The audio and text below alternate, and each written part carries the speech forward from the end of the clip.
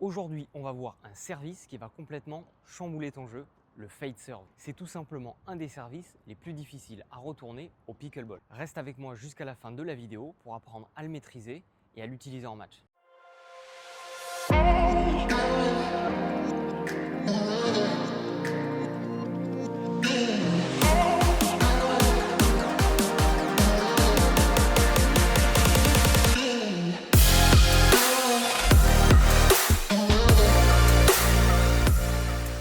Vous êtes peut-être habitué à mettre un effet latéral sur vos balles au moment du service, mais le gros avantage du fade serve, c'est que vous allez pouvoir mettre un effet en diagonale, donc vous allez mettre plus de force et plus d'effet. Le fade serve, ça vous permet de faire tourner la balle sur un axe diagonal, donc vous allez avoir à la fois l'effet latéral, mais aussi la vitesse et la puissance d'une balle qui tourne vers l'avant. Alors comment réaliser ce service concrètement? La première étape la plus importante, c'est la manière dont vous allez tenir le manche de votre raquette. Deuxième étape cruciale pour réussir le service, ça va être la position dans laquelle vous allez lancer la balle au moment du service. Si vous la positionnez trop sur la droite, eh bien vous n'arriverez pas à effectuer le service car vous serez trop loin de votre corps. Donc la clé, c'est de la mettre bien devant, comme ça vous allez pouvoir faire la totalité du mouvement avec la raquette qui est nécessaire pour le fade serve. Dans l'exécution concrète du service, on va faire comme un service normal à la cuillère en dessous de la hanche et on va partir du bas vers le haut et de la droite vers la gauche. On va faire un mouvement en diagonale qui va nous permettre de faire tourner la balle à la fois avec un effet latéral mais aussi diagonal. La clé pour bien réussir ce service, c'est de penser à commencer avec la raquette qui est bien en arrière.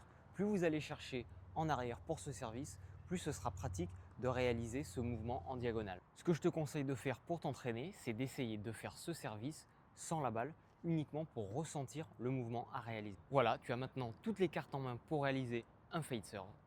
N'oublie pas que ça demande un entraînement et une pratique régulière pour être capable de le maîtriser à la perfection lors d'un match. Alors, est-ce que tu dois utiliser ce service à chaque fois? Bien sûr que non. Mais si tu le maîtrises, eh bien, tu vas rajouter une corde à ton arc que tu pourras utiliser pour surprendre ton adversaire. Si tu as aimé cette vidéo, eh bien, n'hésite pas à t'abonner à la chaîne YouTube et à nous mettre un commentaire. Par exemple, les sujets que tu aimerais voir à l'avenir sur la chaîne YouTube. Et tu peux aussi aller t'abonner à notre newsletter sur Pickler Nation et sur Bozino Pickleball. En ce qui concerne le grip de la raquette, il y a 3 positions générales qu'on va voir ensemble et lesquelles utiliser. Ce que personnellement j'apprécie le plus, c'est de prendre ma raquette bien en étant alignée à l'axe et je vais légèrement décaler ma main sur la gauche, ce qui va me permettre d'avoir un meilleur angle pour pouvoir remonter ma raquette au moment où je tape la balle. L'erreur à ne pas faire, c'est de tenir sa raquette en étant trop comme ceci.